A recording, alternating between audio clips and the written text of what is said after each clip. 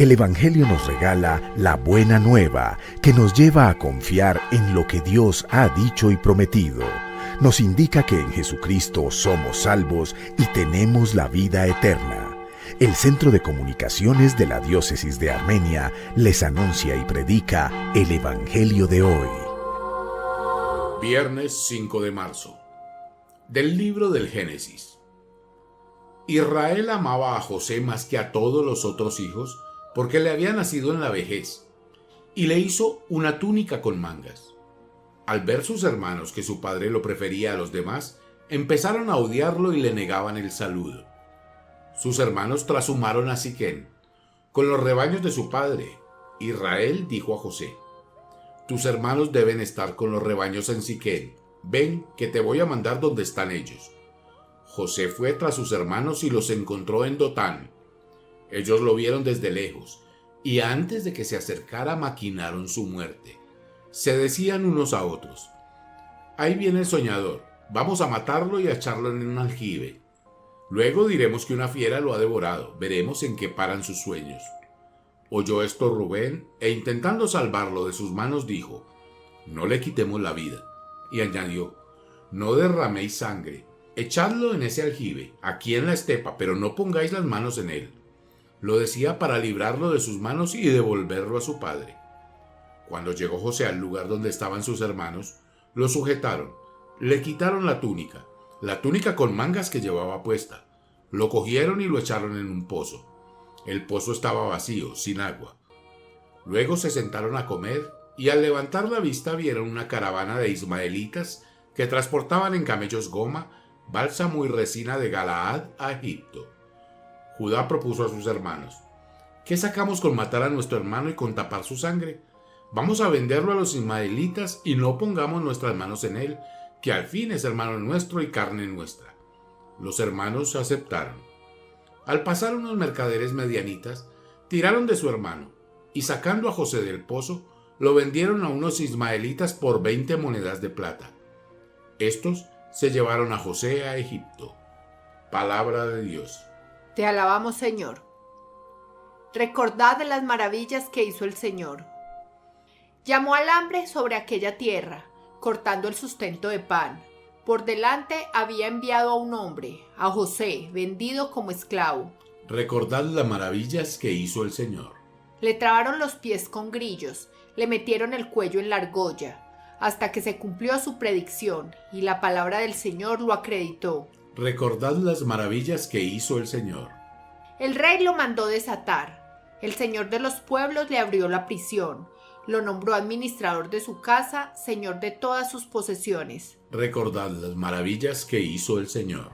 Anuncio del Santo Evangelio según San Mateo. En aquel tiempo dijo Jesús a los sumos sacerdotes y a los ancianos del pueblo: «Escuchen otra parábola. Había un propietario que plantó una viña, la rodeó con una cerca, cavó en ella un lagar, construyó una torre, la arrendó a unos labradores y se marchó lejos. Llegado el tiempo de la recolección de los frutos, envió sus criados a los labradores para recibir los frutos que le correspondían. Pero aquellos labradores, agarrando a los criados, apalearon a uno, mataron a otro y a otro lo apedrearon. Envió de nuevo otros criados más que la primera vez e hicieron lo mismo con ellos.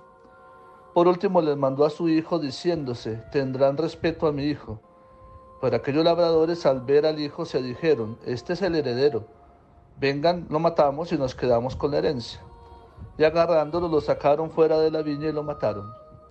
Cuando vuelva el dueño de aquella viña, ¿qué hará con aquellos labradores? Ellos contestaron: los hará morir de mala muerte y arrendará la viña a otros labradores que le entreguen los frutos a su tiempo. Jesús les dice: ¿no han leído nunca en la Escritura: la piedra que desecharon los arquitectos es ahora la piedra angular? Es el Señor quien lo ha hecho, ha sido un milagro patente. Por eso les digo que se les quitará a ustedes el reino de Dios y se dará a un pueblo que produzca más frutos». Los sumos sacerdotes y fariseos, al oír sus parábolas, comprendieron que hablaba de ellos, y aunque intentaban echarle mano, les daba miedo a la gente que lo tenía por profeta. Palabra del Señor. Para este día, viernes de esta segunda semana del tiempo santo de la Cuaresma.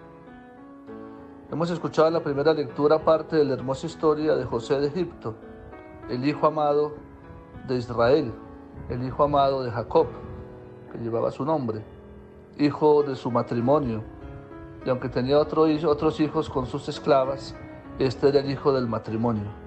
Por eso era el hijo predilecto de Israel, o de Jacob, que es el mismo personaje. Tanto lo amaba que despertó la envidia de sus demás hermanos, quienes según la historia tramaron venderlo, deshacerse de él, y terminaron sin el hermano y sin ningún producto de la venta, porque al final de la historia dicen que unas tribus lo descubrieron en aquel pozo y se lo llevaron.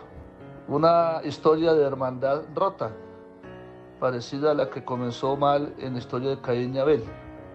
Unos hermanos por envidia se deshacen de su hijo, del hijo predilecto de su padre y del hermano menor de ellos. Algo parecido iba a suceder en la época de Jesús. La fraternidad tiene que ser una realidad que tiene que ser reconstruida, valorada. La hermandad que está marcada no solamente por la sangre, sino también por los lazos de fe.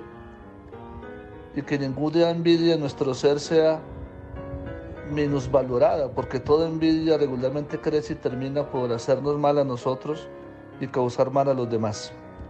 Luego en el texto del Evangelio escuchamos el capítulo 21 de San Mateo, donde Jesús, hablando a las autoridades religiosas de Israel, pues les manifiesta esta parábola que es titulada en muchas Biblias Los viñadores asesinos, donde está el padre como el dueño de la viña, están los labradores como el pueblo de Israel, están aquellos que ha mandado el amo a percibir los frutos. Era común que se arrendara los campos, pero en tiempo de cosecha el dueño del campo tenía parte y derecho a una porción, a un porcentaje de lo que produjera la tierra. Era la usanza en aquella época.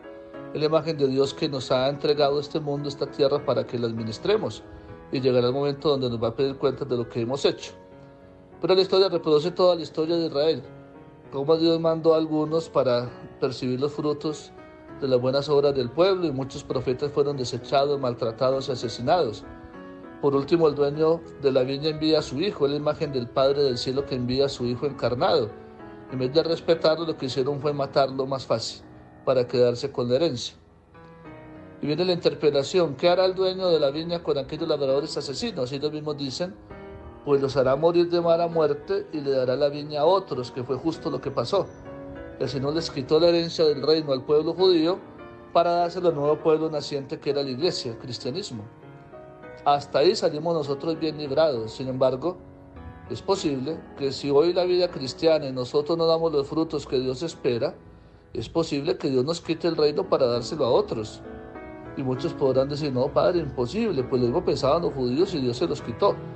Por eso la tarea nuestra es fructificar, dar frutos según lo que hemos recibido del Señor, acogiendo su palabra, recomponiendo nuestra vida, cumpliendo su voluntad. Eso nos garantiza poder estar en la tierra y poder heredar aquello que el Señor nos ha dado.